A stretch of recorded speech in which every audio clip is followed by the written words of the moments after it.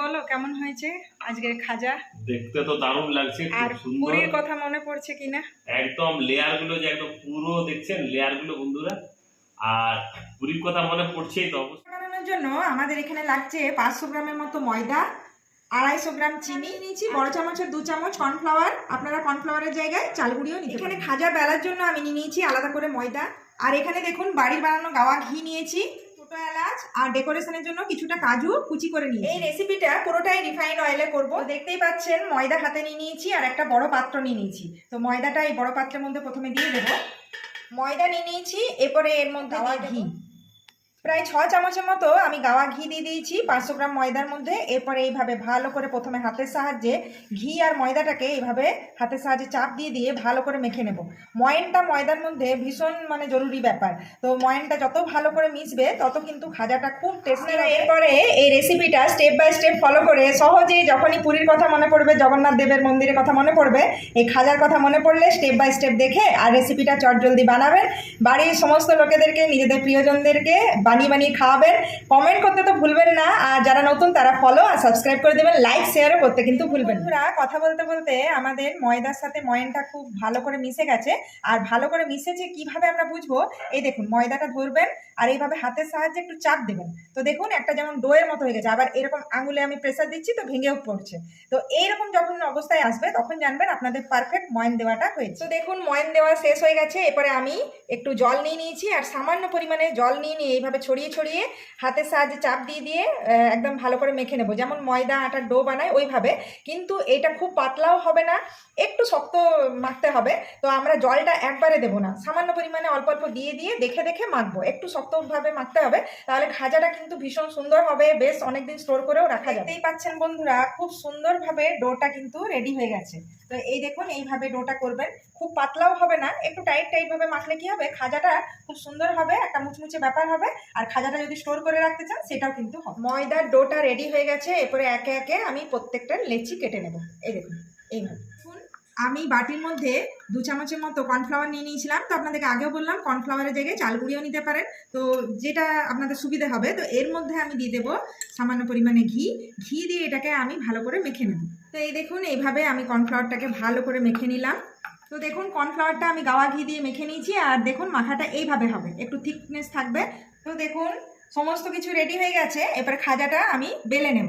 তো এই দেখুন এক একটা ডো নিয়ে নিলাম। এরপরে এর উপরে সামান্য পরিমাণে আমি একটু ময়দা ছড়িয়ে নিচ্ছি। এই দেখুন উল্টে পাল্টে ময়দাটা গায়ে মাখিয়ে নেব। আর যেমন আমরা রুটি বেলি, রুটি পরোটা যেভাবে বেলা হয় গোল গোলভাবে এইভাবে উল্টে পাল্টে এই দেখুন পাতলা করে বেলে নেব। তো দেখতেই পাচ্ছেন এইভাবে প্রত্যেকটা ময়দার লেচিকে নিয়ে পাতলা পাতলা করে বেলে নেব। এই দেখুন কতটা পাতলা হয়েছে বুঝতেই পাচ্ছেন আপনারা। তো একে একে আমি প্রত্যেকটাকেই বেলে নেব। বেলে নেওয়ার পরে এইভাবে এই দেখুন এক পাশে এইভাবে কর্নফ্লাওয়ার আর ঘি দিয়ে যে ব্যাটারটা বানিয়েছিলাম সেটা ছড়িয়ে ছড়িয়ে এইভাবে আমি চারিদিকে দিয়ে দেবো। রুটির চারিপাশে এইভাবে ছড়িয়ে ছড়িয়ে দেখতেই পাচ্ছেন রুটির গায়ে এইভাবে কর্নফ্লাওয়ার আর ঘিয়ের ব্যাটারটাকে চারিপাশে এইভাবে ছড়িয়ে ছড়িয়ে লাগিয়ে দেবো। দেখুন একে একে প্রত্যেকটা রুটিকে বেলে নেওয়া হচ্ছে। এরপরে এইভাবে যে গায়ে লাগানো হয়েছিল তারই উপরে আরেকটা রুটিকে এইভাবে আমি দিয়ে দিলাম। এরপরে আবারও এর উপরে এইভাবে ব্যাটারটা দিয়ে ঘি আর কর্নফ্লাওয়ারের যে ব্যাটারটা এইভাবে দিয়ে পরে চারিপাশে ছড়িয়ে ছড়িয়ে মাখিয়ে দেবো। এই দেখুন তো দেখতেই পাচ্ছেন 1 2 এই দেখুন 3। তো প্রত্যেকটা রুটি পরপর এইভাবে বেলে নেওয়া হচ্ছে আর একে একে লেয়ারগুলোকে চাপানো হচ্ছে। আপনাদের যেমন খুশি জটাই ডো হবে সেভাবে লেয়ারগুলো চাপাতে থাকবেন। আর এই দেখুন কর্নফ্লাওয়ার আর ঘিয়ের ব্যাটারটা এইভাবে উপরে প্রত্যেকটা রুটির গায়ে এইভাবে চারিপাশে ছড়িয়ে ছড়িয়ে লাগিয়ে দিতে হবে। বন্ধুরা একে একে প্রত্যেকটা রুটি বেলা চলছে আর লেয়ারও লাগানো চলছে। তো এইখানে আমি প্রায় 5টা রুটির যে ডো বানিয়েছিলাম মানে লেচি, 5টা রুটির লেচি কিন্তু এইভাবে একে একে আমি বেলে নিয়ে চারিদিকে এইভাবে কর্নফ্লাওয়ার আর ঘিয়ের ব্যাটার লেয়ার হয়ে গেছে। তো অনেকটাই লেয়ার হয়ে গেছে। তো চলুন এবারে একে একে এইভাবে কিভাবে খাজাটা রেডি করতে হবে আমি আপনাদেরকে দেখাবো। 5টা রুটির লেয়ার বানিয়ে নিয়েছি আর প্রত্যেকটার গায়ে লেয়ার লাগানো হয়ে গেছে। এরপরে একে একে এইভাবে হাতের সাহায্যে এইরকম ফোল্ড করে নিয়ে বেশ সরু সরু করে এইভাবে আমি গুটিয়ে যাব। এই দেখুন প্রত্যেকটা রুটির লাইনগুলো দেখতে পাচ্ছেন। এই দেখুন 5টা রুটির লাইন আছে এখানে, 5টা 6টা 7টা আপনারা যেমন খুশি এইভাবে এই দেখুন হাতের সাহায্যে চাপ দিয়ে আর রুটিগুলোকে এইভাবে একই সাথে এইভাবে গুটিয়ে নেবেন আর একটা রোল করে নেবেন। এই দেখুন যেমন রোল করি আমরা এইভাবে একটা রোল করে নেবেন তৈরি। তো একটা রোল রেডি হয়ে গেছে 5টা রুটির লেয়ার দিয়ে।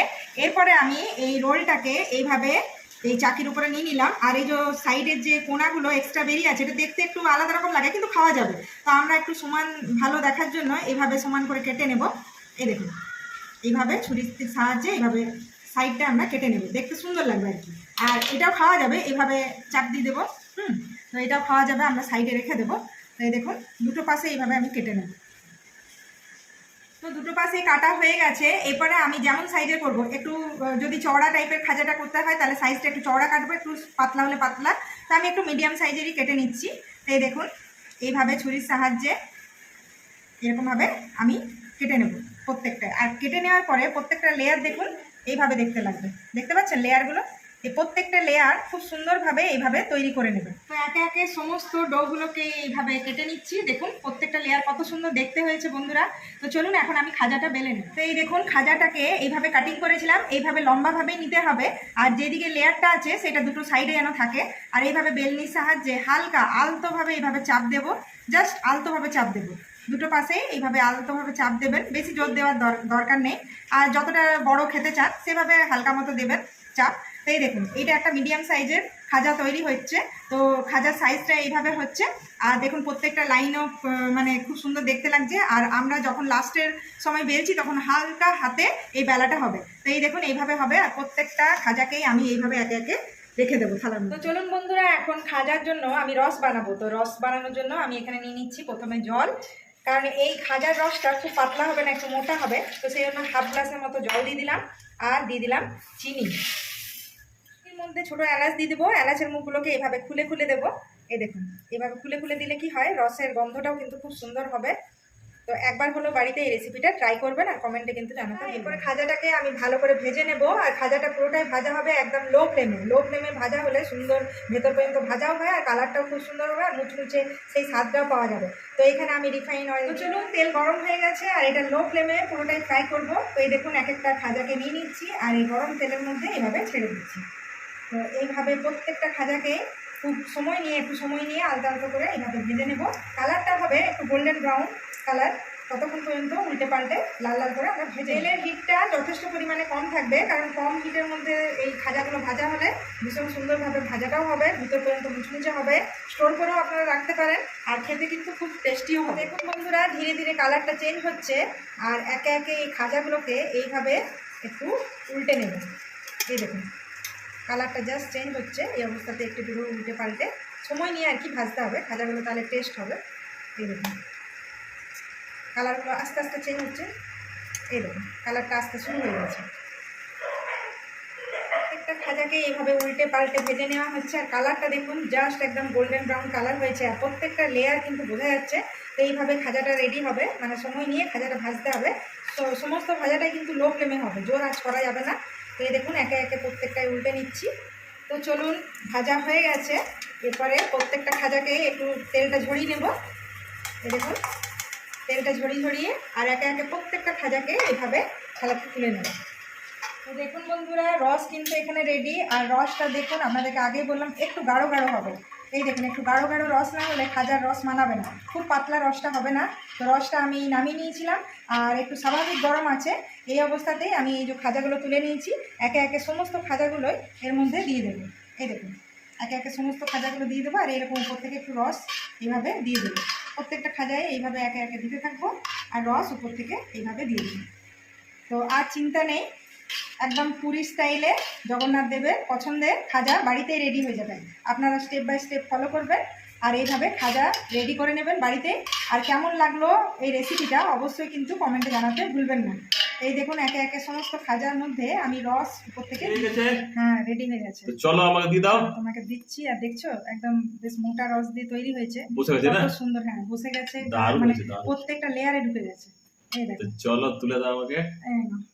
ও দেখুন বাস বন্ধুরা এই তুলে নিয়েছি দারুণ দারুণ। আর ডেকোরেট করার জন্য কালারটাও খুব সুন্দর এসেছে। হ্যাঁ এরকম কাজু আমন্ড যেটা দিয়ে আপনাদের ডেকোরেট করতে ইচ্ছা করবে অবশ্যই ডেকোরেট। কেমন হয়েছে আজকের খাজা? দেখতে তো দারুণ লাগছে, আর খুব সুন্দর। পুরীর কথা মনে পড়ছে কিনা? একদম লেয়ার গুলো যে একদম পুরো দেখছেন লেয়ার গুলো বন্ধুরা, আর পুরীর কথা মনে পড়ছেই তো, অবশ্যই পুরীর কথা মনে পড়ছে, কারণ পুরীতে এরকম গরম গরম এই- খাজা আমরা খেয়েছি। হ্যাঁ, গরম খাজাও খেয়েছি, ঠান্ডাও নিয়েও এসেছি। আর প্রত্যেকটা বাঙালি মানে এই খাজা আর ট্রাই এটা কি করেছে। সুন্দর রসটা ঢুকে যাচ্ছে, হ্যাঁ, এই যে মিষ্টি টপ গরম টপ রসটা পড়ছে, টপ টপ করে পড়ছে। এটা খুব সুন্দর। এবারে মুচমুচে হয়েছে কিনা। আরে গাগির গন্ধ, ও হ্যাঁ, হুম, কেমন হয়েছে বলো?